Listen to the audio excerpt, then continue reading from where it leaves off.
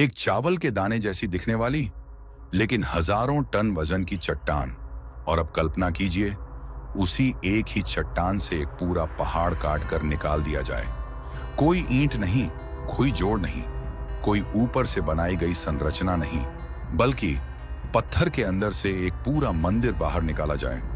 यह कोई कल्पना नहीं है, यह कोई कहानी नहीं है, यह है कैलाश मंदिर। एलोरा की गुफाओं में स्थित दुनिया का सबसे बड़ा मोनोलिथिक रॉक कट टेम्पल। लेकिन सवाल आज भी वहीं खड़ा है, क्या यह सच में एक ही चट्टान से काटकर बनाया गया था, या फिर क्या यह इंसानी मेहनत से कहीं आगे की कोई खोई हुई प्राचीन तकनीक थी? कैलाश मंदिर सिर्फ एक धार्मिक स्थल नहीं है, यह एक सवाल है। एक ऐसा सवाल जो इतिहास, धर्म और विज्ञान तीनों को एक साथ चुनौती देता है। इतिहास कहता है इसे 8वीं शताब्दी के आसपास राष्ट्रकूटा वंश के राजा कृष्णराज प्रथम के काल में बनवाया गया। धार्मिक कथाएं कहती हैं यह भगवान शिव के लिए समर्पित है, यह कैलाश पर्वत का धरती पर रूप है। और विज्ञान पूछता है, जिस तरह का कटाव, जिस तरह की पॉलिश, जिस स्तर की सिमेट्री यहां दिखाई देती है, क्या यह सब उस समय की साधारण तकनीक से वाकई संभव था? एलोरा में कुल 34 गुफाएं हैं, हिंदू, बौद्ध, जैन, तीनों परंपराएं एक ही पहाड़ में।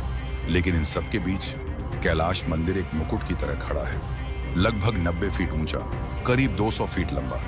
इतिहासकार बताते हैं यह मंदिर टॉप डाउन कार्विंग का दुनिया का सबसे उत्कृष्ट उदाहरण है। यानी काम ऊपर से शुरू हुआ और धीरे धीरे नीचे की ओर बढ़ा। जैसे जैसे पत्थर हटता गया, वैसे वैसे पूरा मंदिर बाहर आता गया।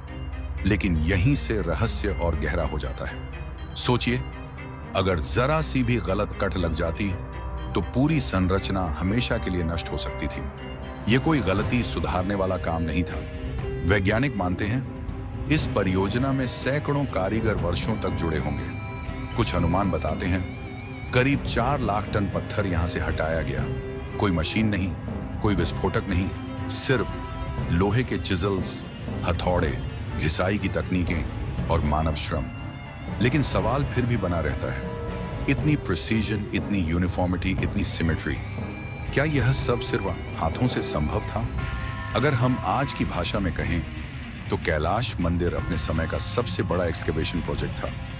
पहले एक मास्टर प्लान, फिर स्ट्रक्चरल हायरार्की, अलग अलग श्रेणियों में श्रमिक, पत्थर काटने वाले, पॉलिश करने वाले, नक्काशी करने वाले। यह सिर्फ आस्था नहीं थी, यह सत्ता का प्रदर्शन भी था।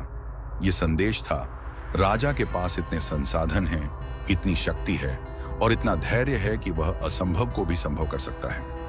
कैलाश में कई जगह ऐसे निशान मिले हैं जो बताते हैं उपयोग में आए टूल्स बेहद कुशल थे। कुछ कट इतने साफ हैं कि आधुनिक इंजीनियर भी रुककर सोचने पर मजबूर हो जाते हैं। कुछ वैज्ञानिक मानते हैं शायद टेम्पलेट्स का उपयोग हुआ, शायद मापतंत्र हमसे कहीं अधिक विकसित था। और यहीं से दूसरा विचार जन्म लेता है, क्या कोई प्राचीन उन्नत तकनीक काम कर रही थी जिसे हम आज समझ नहीं पाते? लोक कथाएं कहती हैं यह शिव का निवास है, नंदी इसकी रक्षा करता है, देवता यहां वास करते हैं। कुछ कथाएं बताती हैं राजा की तपस्या इतनी गहरी थी कि देवताओं ने स्वयं सहायता की। चमत्कार, दैवीय शक्ति, आस्था, यही भावनात्मक पक्ष कैलाश को सिर्फ पत्थर से कहीं आगे ले जाता है। आज 3D स्कैनिंग, लाइट आई DR, रॉक पोरोसिटी टेस्ट, ये सब हमें नई जानकारी देते हैं। लेकिन हैरानी की बात यह है, जैसे जैसे जवाब मिलते हैं वैसे वैसे नए सवाल पैदा हो जाते हैं। अलग अलग कटिंग स्टाइल्स, विभिन्न चरणों में हुआ निर्माण, कई पीढ़ियों का योगदान। विज्ञान मानता है हम करीब पहुंच रहे हैं, लेकिन पूरा सच अब भी दूर है। आज कैलासा को लेकर 3 मुख्य विचारधाराएं हैं। पहली, यह पूरी तरह मानव श्रम का परिणाम है। दूसरी, कुछ हिस्से असाधारण तकनीक की ओर इशारा करते हैं। तीसरी, यह दैवीय चमत्कार है। सच क्या है? शायद तीनों का थोड़ा थोड़ा हिस्सा। कैलाश सिर्फ पत्थर नहीं है, यह मानव इच्छा का प्रमाण है।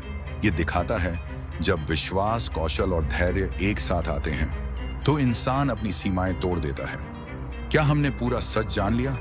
नहीं, और शायद हर रहस्य का उत्तर मिलना जरूरी भी नहीं, क्योंकि कुछ रहस्य हमें आगे बढ़ने की प्रेरणा देते हैं। अगर आपको यह डॉक्यूमेंट्री पसंद आई हो तो वीडियो को लाइक करें, चैनल को सब्सक्राइब करें और हमें बताइए क्या कैलाश सिर्फ